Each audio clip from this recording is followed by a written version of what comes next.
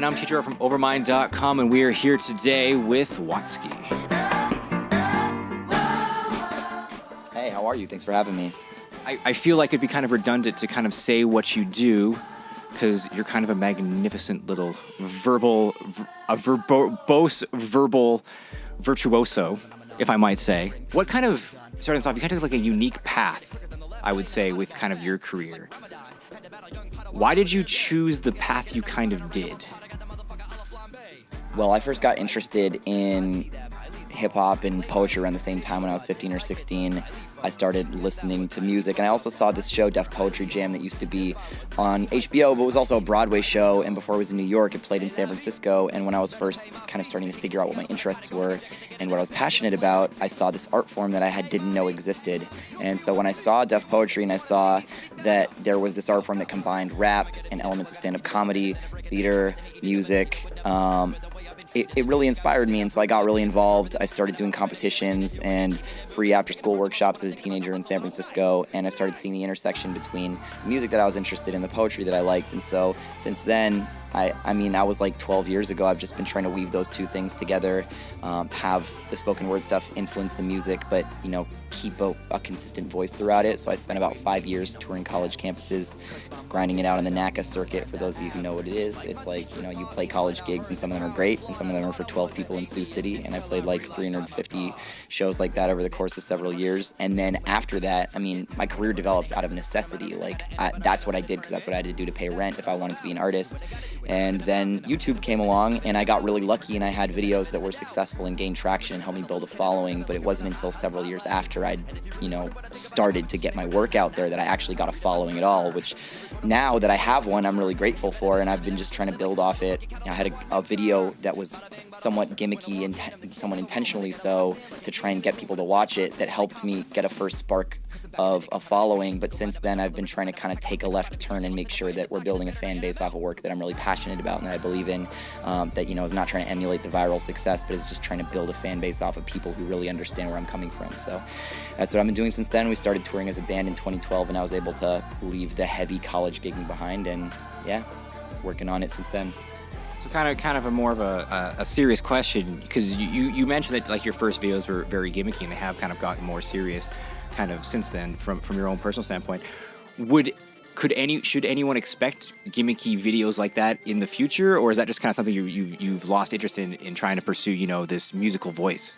Well, I should say I don't think that my first videos were gimmicky. I mean, I was putting out work before that. When I was on Def Poetry Jam on HBO in 2007, and that's what my touring life was. I mean, it was these 3-minute poems about social issues and identity, and I was trying really hard to get people to pay attention to my work for serious topics, and my tactic has generally always been to try and get people's attention with something flashy up front and then sneak in a subtle subversive message underneath. I mean, that is pretty much what I try to do now, and even the video that got really popular was a video of me rapping really fast in my bedroom. Yes, there was a hooky gimmick to it, but I was still trying to present myself and present my art form in it in a way that I was proud of, and I still am proud of that video and the content of it, even though it's not like weighty work about politics or the environment or something. I still do think that it showcases what I do verbally, and I have pride in it. So that sort of answers the first part of your question. The second part is, no, I'm not trying to emulate viral success anymore. I mean, I am still trying to get people's attention with my work because I understand it's really hard to cut through how much work is out there.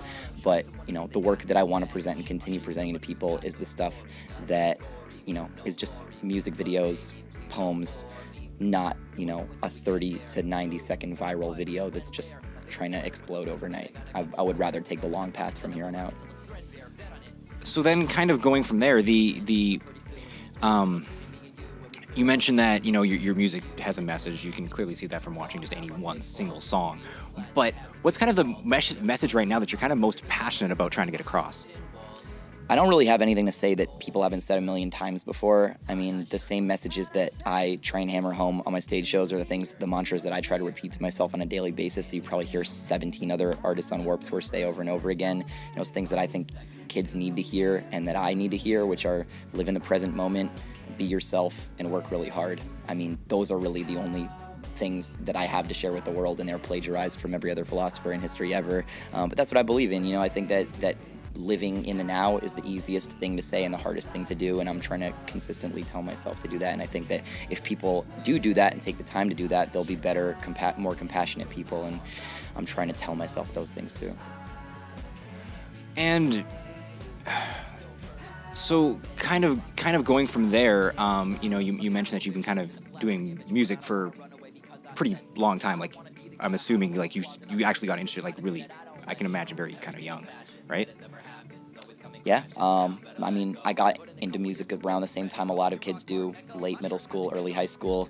I was a kid who listened to radio hip-hop, and where I grew up, when I grew up, I think that music listening patterns were more segregated than they are now, in that if you were a rock kid at my school, you sat at the rock kid table and that's how you identified. And if you were into hip-hop, you identified that way. And I don't think that's true anymore. I think that kids are more open to listening to different genres because genres are more blurred than they were. Format radio is not the only way that people are discovering music. But yeah, I got into it, and I definitely, like, a big part of my identity when I was young was that I loved listening to hip-hop. My first show was a Ludacris concert in 2001, and I've definitely branched out since then, and my parents introduced me to the music that they listened to, and late 60s, early 70s rock, Motown, jazz, and those have influenced the sound that my band has too.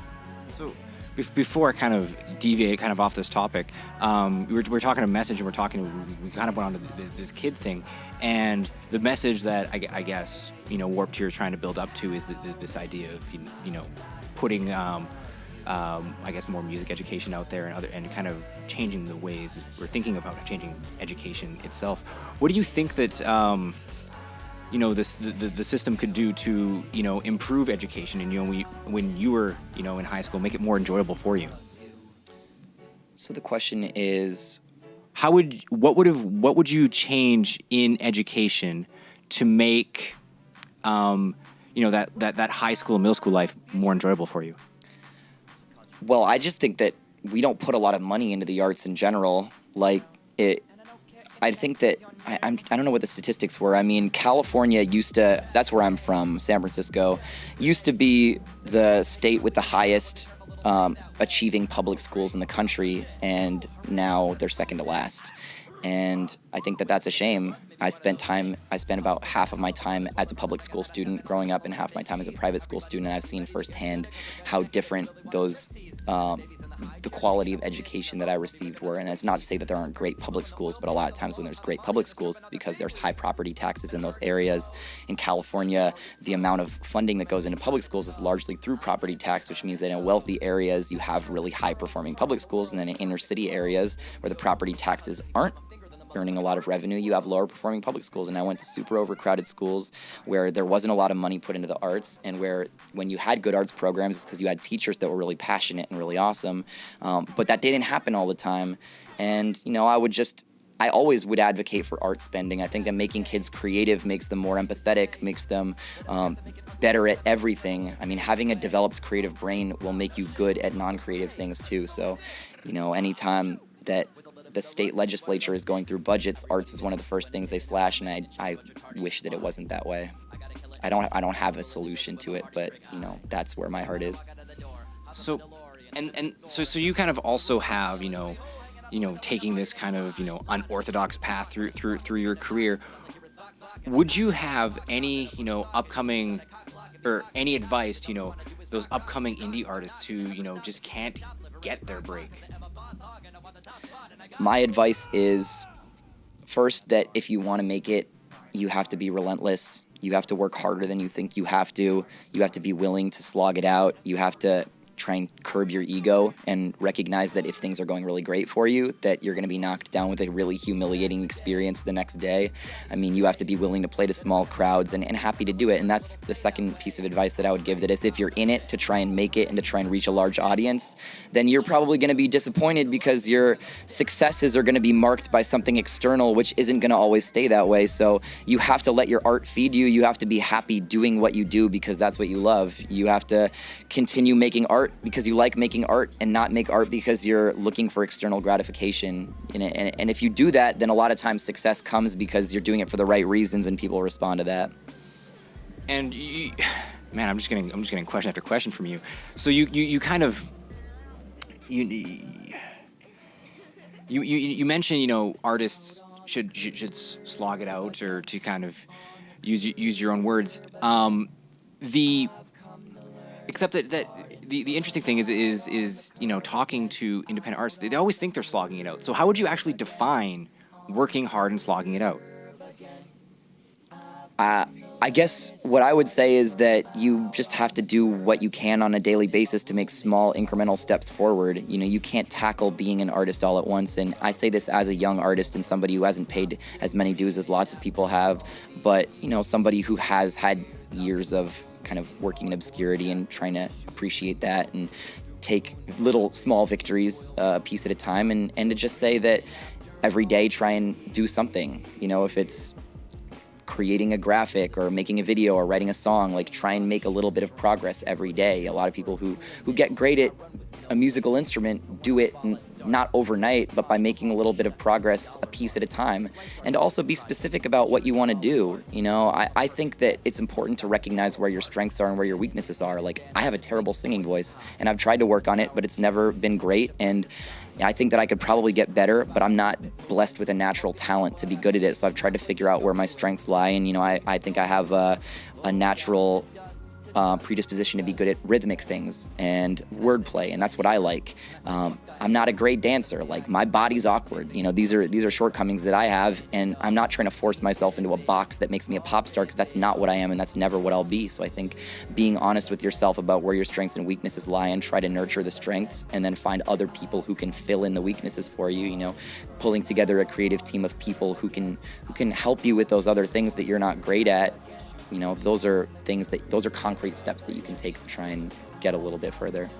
Now, kind of feeding off that, Corey Taylor of Slipknot made a relatively controversial, I guess, comment for a lot of people at the Oxford Uni. We made a speech there, and his kind of quote was that people shouldn't necessarily strive towards what they find, now I'm paraphrasing here a bit, shouldn't necessarily strive towards what they love. They should strive towards what they're good at and nurture love out of it. Would you agree with that statement? I just don't think that life is like a one-size-fits-all plan. I think that that's different for everybody. I do agree with the idea that you should nurture your talents and you might learn to love them. I know a lot of people who were forced to play piano at a young age and hated practicing when they were young, and then got really good at it, and then once they hit a certain point of ability, they started to love it because they realized what it could provide them. So I do agree with that in a sense. I also think that sometimes if you love something and you're passionate about it, it's worth doing it even if you suck. You might like making watercolors, and that just gives you joy. And I think that that's great.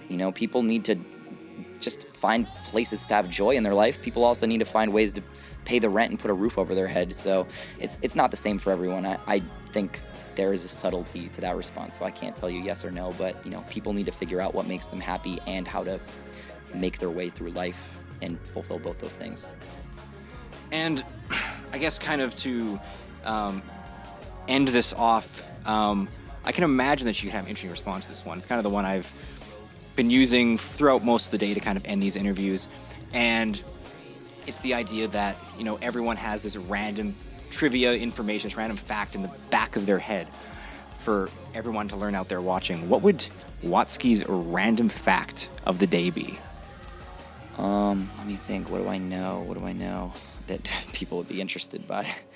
I can tell you that because my father is really fascinated by naval history, that Captain William Bligh, who was the captain of the Bounty, was supposed to go to Tahiti to get breadfruit, but ended up trying to use that mission to circumnavigate the globe by going the wrong direction. And so that's why his crew ended up mutinying on him, and they ended up living on Pitcairn's Island, where they burned their stolen boat for 200 years, where their relatives survive to this day. And I don't think that response will ever be repeated. You didn't get that from anyone else? Seriously? From One OK Rock? Crazy. Right on. The more you know. All right. Thank you for talking to me. Have a great day. Yeah, we'll just end it right there. Throw the mic down. Sounds good. And, all right, I'm TJ from Overmind.com, and that was Watsky. See ya. I had pretty much no clothes on me. It was all ripped off.